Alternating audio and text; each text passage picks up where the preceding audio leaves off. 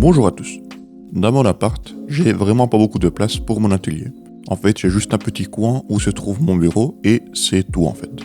Du coup, dans cette vidéo, je vais vous montrer comment j'ai pu rentrer tous mes composants dedans de façon à utiliser le plus d'espace possible et tout ça pour pas trop cher. Pour ce projet, j'ai utilisé du MDF ou alors en français du panneau de particules de 3 mm. Il est très simple à couper et vraiment pas cher. D'ailleurs, pour faire la découpe, on va utiliser une scie à char tournée. Celle-ci, c'est de la marque Proxxon. C'est une marque allemande et vraiment, c'est super costaud. Mais vous pouvez aussi trouver des moins chers. Je vous mets quelques liens dans la description. Pour commencer, j'ai découpé mon panneau en pièces plus petites qui sont plus maniables. On peut sortir un tiroir du bureau et prendre ses mesures internes.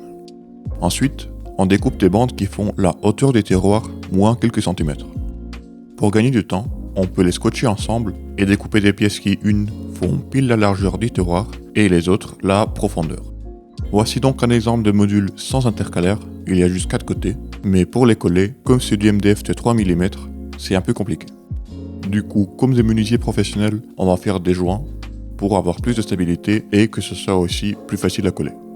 Voici donc le joint terminé et vous le voyez, c'est beaucoup plus quali. On fait donc ça sur les 3 côtés restantes et on obtient toutes les pièces qu'on a besoin pour faire un module simple. Si vous voulez avoir des intercalaires, c'est la même logique sauf que cette fois-ci le joint va être au milieu.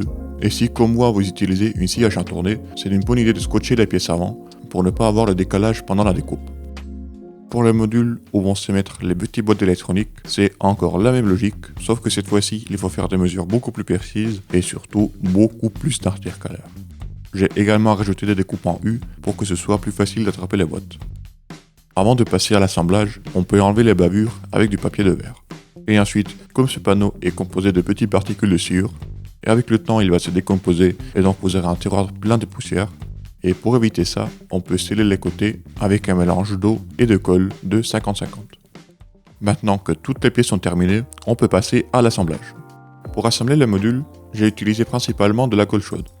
Ensuite, les excédents peuvent être enlevés avec un lame de rasoir ou un couteau. Pour certaines boîtes, j'ai aussi rajouté un fond. Comme mes découpes n'étaient pas très précises, j'ai utilisé un râpe à bois et du papier de verre pour enlever les excédents. Et encore pour éviter d'avoir de la poussière partout, rajouter une couche de colle à bois. Voici donc 3 modules terminés.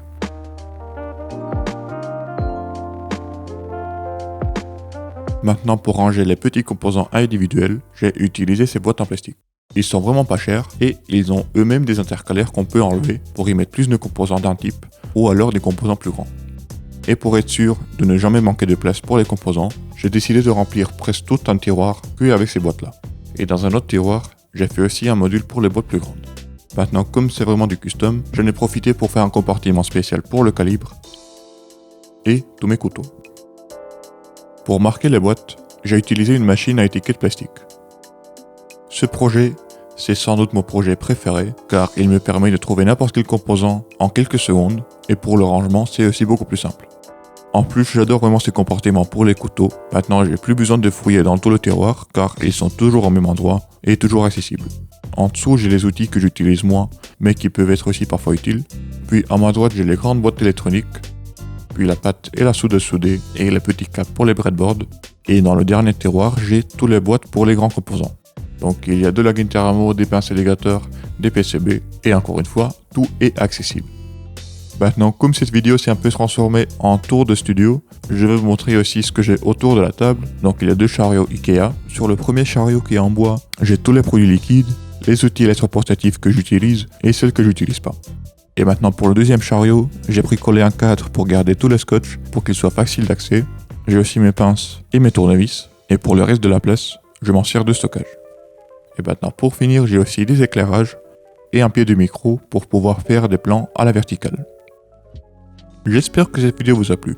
De mon côté, je peux dire que c'est mon projet préféré et on se dit à la prochaine.